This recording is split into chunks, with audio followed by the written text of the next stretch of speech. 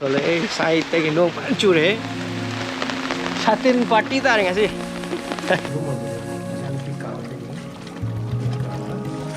Sen drawing đúng là này, cái con là, bây giờ nó muốn là cái sai cái building đó, mà khai ra rồi, đâm vào hạp cái gì đó, nó hạp cái cái system cái, chứ anh lại mình xem là hạp cái rồi, ra uang, rồi là xí nữa, xí cả xí nó office rồi cái này.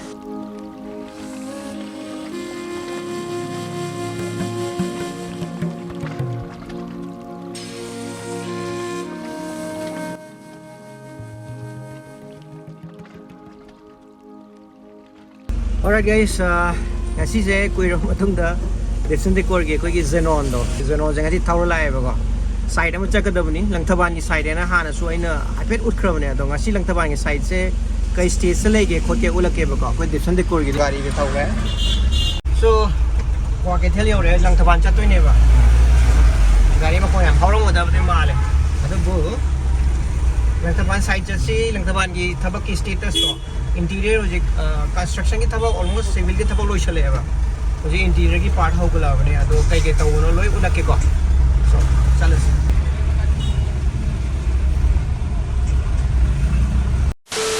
Diesel काप का आओ रहा petrol दी नील हो रहे कई दफा इतना Tarate lo chalida. Ito tratre ka makai chale. Tamang ha bi ari.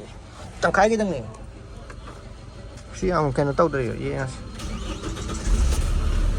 Ai thongman de na gyan da de ga ri. Ni alising chonga ki hap ne. So anyway, sas. Si ni kai doi ba.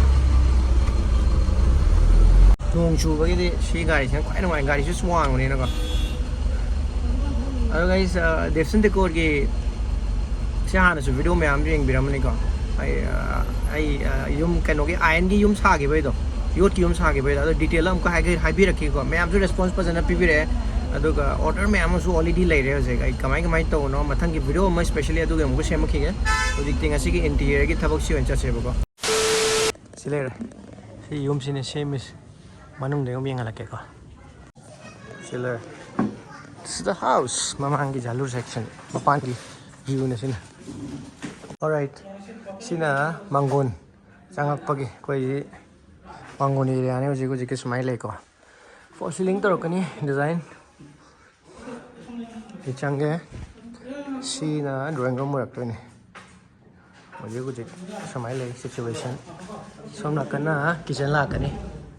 Kitchen tabak karawali for ceiling tau re sina line dauka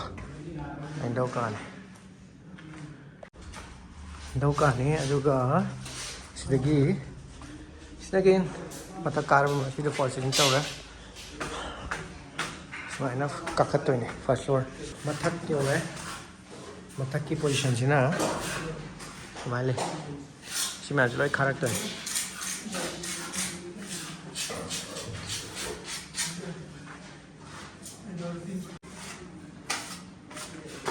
bathroom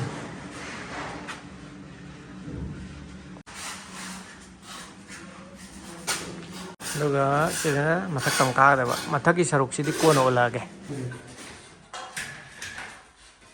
wall building lore chat pe mutam yore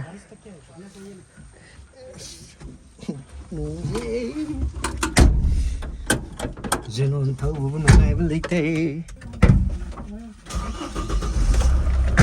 Okay. Yaar ba? Sini, ma'am. Staff ma'am, river ma'am, thamuk su ma'am, ai to cái này sih. Mamang cái sudah sat ni. Jadi hal lah sih, yung factory sat lah sih. Qua cái thếasi traffic jam jadi mai ta nong yang chu cái ngai ta rồi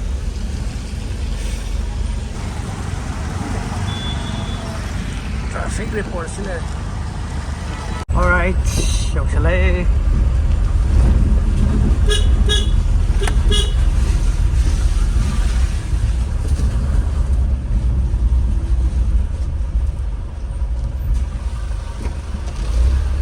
Day 3. Alright, ngasi na mo 2 days matungda mo ko yung chatore ko lang taban gi site to. Ko engineers designer me am roi le re. Jek ngasi am nong chui. Ado lang taban gi site se nan 2-3 days ida kamai na taw no ado gi update am su yeng si. Tu mamang da ngasi jaga ama measurement on bala wa na chatore ado na duran chasi. Kai dem chato je? Kanchipur. Okay. Kanchipur da. For last few days no nong ja dom chule re. Ado ngasi is Saturday ho re. Ado Saturday is usually akoi de Devson Decor ke de dom site visits hai. Especially I de dom chat le ba ko every sites tawi ba myam do. Ado ngasi gi nong ji sung le le teng sa ayuk tai. Ado si yum se ai no ne makha di check ki ore ko jing kha ba adu bu marak se kyam oina yot yaw no khang de ba mo adu yeng ta re hai ngasi measurement on thoi ko do phajana muk shemaga hayeng dismantle khan to bom di change adu ko yeng ta si di wam de ye ni de wam man no hai ni si check no si hai ni mai lo cha la mi tum check tamam da to le sai te ki no pan chu re satin party ta re ngasi satin kya no ngai thola ga som da gi lang thaban phok dok pam mu gi na kan chapul lambi da lang ro da kan hai se phok dok ga lang thaban chas eure lang thaban side silare o kan chu silare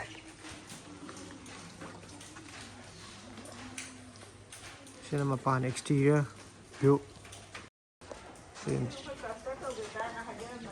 jalur sina pergola mataki section manung mapan yang wale so dia dum yeng ase manung section si fall ceiling no se handak tha si mat lei do isu si jaga sina wangan doi ne bako do si kona sadai sa yeng ase then sina bathroom sigi ceiling sigi dang changes lai ne so sigi mafam se sina kono ne ai kai ke woi don ha ke ba sina kids bedroom woi de ko ma jan pick out de ni pick sin drawing room la ni ai kon la phajana mo la ke sai ke building do makha da yaw da dum ma ha pe se da kono ha pa ke ni staircase sina lai me sina ha pak toi pura wang duga sisina sika sina office ho kan office then sidna bedroom simai la pakta alright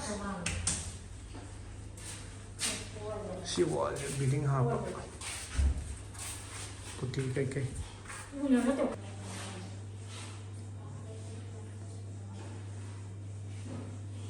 Few moments later. we did clients like the meeting with the lord pung kya kan ra ani makai sa kam ta sadri to ne to horse pare koi pung kya la kono baro khai war ba baro gam ni chatin da lakha salas yam kui lai pat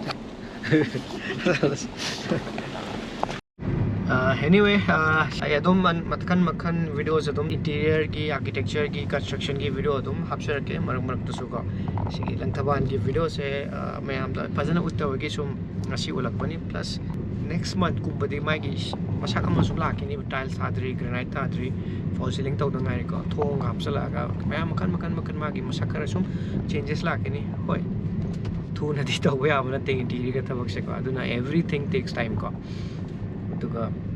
anyone who is interested in making interiors tawningba construction tawningba adum akoi gi URIPOK ACHOM LEIKAI gi showroom da dum la agana inquiry to bi yani kamai tawno duga yot ki yum do yot ki yum kamai sha khop na dugi tunga na video am ga shema ki kamai to me am question query me am sla ebe ko sinaki tranga sina yaraba yot mai chingladra keno to question ya me answer se almost 500 comments mo ai answer loi to mo ngam dre aduna adu ki separate video mo shem ki ga yot ki yum gi ko adu ki update adu ki stay tuned live heroes thank you you so much for watching. Bye bye and matangge video loners.